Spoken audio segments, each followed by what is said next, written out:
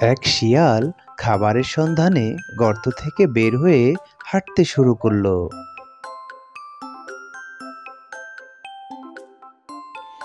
আর হাঁটতে হাঁটতে শিয়ালটি জঙ্গলের ভিতরে চলে গেল। শিয়ালটি যখন জঙ্গলের ভিতরে প্রবেশ করে তখন সে দেখতে পায় জঙ্গলের এক প্রান্ত থেকে বেশ কিছু জঙ্গল একা একাই নড়াচড়া করছে। আর তখন সে থমকে যায় আর সেই নড়াচড়ার কারণ জানার জন্য এগিয়ে যায়। অবশেষে শিয়ালটি দেখতে পেল এক মস্ত বড় হাতি সেই জঙ্গলের পাশ দিয়ে এগিয়ে আসছে। আর উল্টো দিক থেকে হেঁটে আসছিল একটি মস্ত বড় সিংহ। আর সিংহটি হাতির মুখোমুখি এসে দাঁড়ালো। আর সেখানের রাস্তাটা ছিল খুবই সরু। হাতি আর সিংহ কেউ কাউকে পাশ কাটিয়ে যেতেই পারছিল না। হ্যাঁ, এই হাতি, আমার সামনে থেকে সরে দাঁড়া, আমি ওদিকেই যাব। কি বললি তুই? আমি সরে দাঁড়াবো? আমি হলাম এই জঙ্গলের সবচেয়ে বড় প্রাণী। আমি তোর জন্য সরে দাঁড়াবো? তোর যদি এতই যেতে হয় তো তুই আমার পায়ের নিচ দিয়েই চলে যা না। হ্যাঁ, কি বললি তুই? আমি তোর পায়ের নিচ দিয়ে পার হব? তুই জানিস না আমি হলাম এই জঙ্গলের রাজা। আর জঙ্গলের রাজা হয়ে আমি তোর মতো একটি হাতির পায়ের নিচ দিয়ে যাব, এ কথা তুই ভাবলি কি করে? আরে তুই কি করে এই বনের রাজা হলি? আমি হলাম এই জঙ্গলের সবচেয়ে বড় প্রাণী। আমাকে তুই সম্মান কর, বুঝতে পারলি? শরীর বড় হলেই সে অনেক বড় জ্ঞানী আর রাজা হয়ে যায় না রে পাগলা। তুই যদি এতই বড় আর বনের রাজা হতি তাহলে তো তুই নিজের সম্মান রক্ষাই করে চলতি। তুই তো তোর নিজের সম্মানই রক্ষা করতে পারিসনি। হ্যাঁ। আর হ্যাঁ, শোন এই বোকা হাতি, তুই যদি এতটা বুদ্ধিমানও হতি না তাহলে তোর পিঠে চড়ে মানুষ ঘুরেও বেড়াতো না। মানুষ যখন তোর পিঠে উঠে ঘুরে বেড়ায় না তখন তোর মান সম্মানটা কই থাকে? আর আমাকে দেখ না, এই বনের সব পশু আমাকে কত ভয় পায়, আর মানুষ তো দূরেই থাক। তাহলে বুঝ কার মান সম্মান বেশি।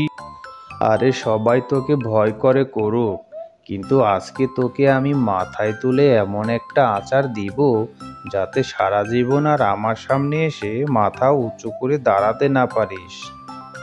হ্যাঁ, কি তোর এত বড় সাহস? আর তুই আমাকে আছাড় মারবি আর আমি তাকিয়ে তাকিয়ে দেখব? আমি তোর সরে এমন একটা থাবা মারবো না যেন সারা জীবনই মনে থেকে যায়। তবে রে বেটা পাজি, দাঁড়া দেখাচ্ছি মজা। সিংহের এমন কথা শুনে হাতি ভীষণ রেগে যায়। আর সে তার লম্বা সুর দিয়ে সিংহকে এমন জোরে একটি আছাড় মারে যে তার কোনো সীমানাই খুঁজে পাওয়া যায় না। নে পাজে সিংহ, এবার মজা বুঝ। আমাকে অপমান করার শাস্তি এটাই ছিল তোর ভাগ্যে। এই বলে হাতিটি সেখান থেকে রওনা দিল।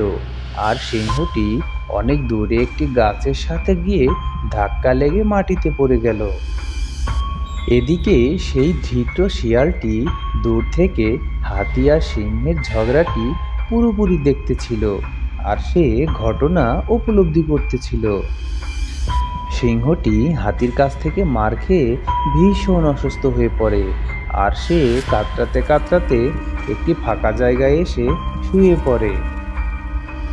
শেয়ালটি সিংহকে শুয়ে থাকতে দেখে সিংহের কাছে গেল আর সেখানে গিয়ে বলল, আমি দূর থেকে দেখলাম আপনি এখানে শুয়ে আছেন। ভাবলাম মহারাজ মনে হয় অসুস্থ, তাই আসলাম আপনাকে সেবা করার জন্য। হ্যাঁ, তুই ঠিকই বলেছিস। আসলে আমি কিছুদিন যাবৎ ভীষণ অসুস্থ, তাই ঠিকমতো শিকারও করতে পারছি না। কিন্তু তোকে তো আমি চিনলাম না। মহারাজ, আমার নাম থাবাল, আর আমাদের বংশ সবাই আপনাদের বংশকে সেবা করেই আসছে। আর আমাদের পরিবারের সবাই তো আপনাদের খাবারের উচ্ছিষ্ট খাবারটা খেয়ে বেঁচে আছি হুজুর। সিংহ তখন মনে মনে ভাবলো, আমি যখন অসুস্থ, তাহলে এই শিয়ালটাকে দিয়েই কিছুদিন আমার পেট পূজাটা করাই যাবে। হ্যাঁ, হ্যাঁ, চিনতে পেরেছি। তোর বাবা দাদা সবাইকে আমি চিনতে পেরেছি, আর তারা আমাদের খুব ভালো সেবা যত্নও করতো। হ্যাঁ, তা আজ তোকে আমি একটা কাজ দিতে চাই। কিরে, পারবি তো করতে? হুজুর, এই গোলাম আপনার খেদমত করতে পারলে নিজেকে ধন্য মনে করবে। শুধু বলুন আপনি আমাকে কি করতে হবে। হ্যাঁ, শোন, তুই তো দেখতেই পাচ্ছিস আমার শরীরটা তেমন ভালো নেই। শিকার করার জন্য আমার তেমন মনও নেই এখন। তুই যদি কোনো শিকার ছলে বলে কৌশলে আমার কাছে আনতে পারিস, তাহলে দুজনে মিলে সেটাকে একটু আরাম করে খেয়েও নিতাম। হ্যাঁ, আর শোন, তুই ভাবিস নে যে তোকে রেখে আমি একা একা খাবো। আমরা দুজনে মিলেমিশেই সেই মাংস খেয়ে নিতাম। সিংহের প্রস্তাবে শিয়াল রাজি হয়ে গেল। ঠিক আছে পশুরাজ, আমি তাহলে আপনার জন্য পশু শিকার করে নিয়ে আসছি। এই বলে শিয়াল সেখান থেকে রওনা দিল। আর সে হাঁটতে হাঁটতে প্রায় অনেকটা জঙ্গলের ভিতরে চলে গেছে। আর সে হঠাৎ করে দেখতে পেল একটি রাজহাঁস তার দুইটি ছানাকে নিয়ে সেই রাস্তা দিয়ে হেঁটে আসছিল। রাজহাঁসকে দেখে শিয়াল ভীষণ খুশি হয়ে গেল। আর সে আস্তে আস্তে রাজহাঁসের কাছে গিয়ে বলল, কি খবর রাজহাঁস, কেমন আছো? আর বাচ্চাদের নিয়ে খুব সুখে আছো মনে হচ্ছে। হ্যাঁ শিয়াল ভাই, তোমাদের দোয়ায় খুবই ভালো আছি। তুমি হয়তো তোমার বাচ্চাদের নিয়ে খুবই ভালো আছো, কিন্তু আমার থেকে ভালো নেই। কারণ আজকে আমি এমন একটি আজব ঘটনা ঘটিয়েছি, তুমি জানলে অবাক হয়ে যাবে। আজকে আমি একটি সিংহের শরীরের উপরে উঠে অনেক নাচানাচি করেছি। তোমার কি মন চায় না এরকম কোনো কিছু করতে? হাঁস শিয়ালের চালাকি কিছুই বুঝতে পারল না। আর সে আগ্রহের সহিত বলল, তাই নাকি শিয়াল ভাই, তুমি সত্যি সিংহের উপরে উঠে নাচানাচি করেছো? এরকম একটি ঘটনা যদি আমি ঘটাতে পারতাম তাহলে নিজেকে ধন্য মনে করতাম। হাস ভাই, তুমি চাইলে এরকম একটি ঘটনা ঘটাতে পারো।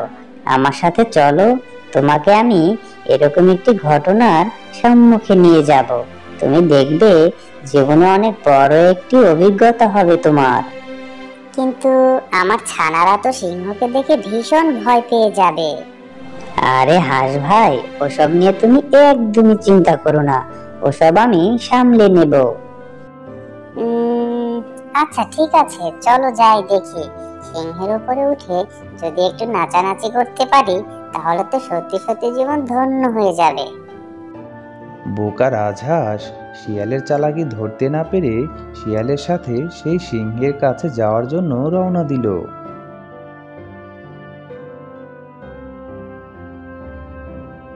বনের ভিতরে গিয়ে রাজহাঁস শিয়ালের সাথে সিংহের কাছে গিয়ে যখন সিংহকে দেখলো, তখন রাজহাঁস ভয়ে একদম থমকে গেল।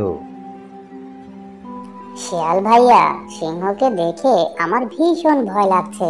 আমি আর সামনে যেতে চাই না। আর তাছাড়াও আমার ছানারাও ভীষণ ভয় পাচ্ছে। আমি চাই না সিংহের কাছে গিয়ে আমার ছানারা ভীষণ ভয় পাক। আরে না ভাই, এত ভয় পাওয়ার কোনো কিচ্ছু নেই।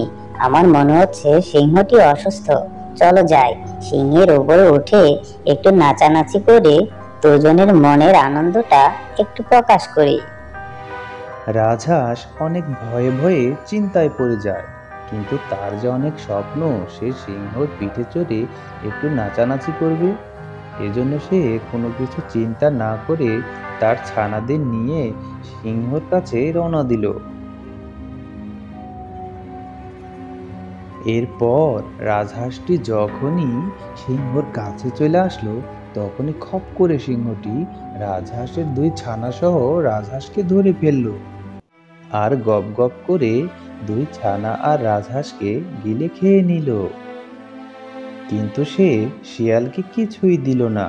আর শিয়াল মন খারাপ করে বলল, হুজুর, আপনি কথা দিয়েছিলেন যাই শিকার করব দুজনে মিলে খাবো, কিন্তু আপনি তো একা একাই খেয়ে নিলেন, আমি এখন কি খাবো? হ্যাঁ, আরে বেটা, যা আমার চোখের সামনে থেকে, নয়তো তোকেও খেয়ে নিব।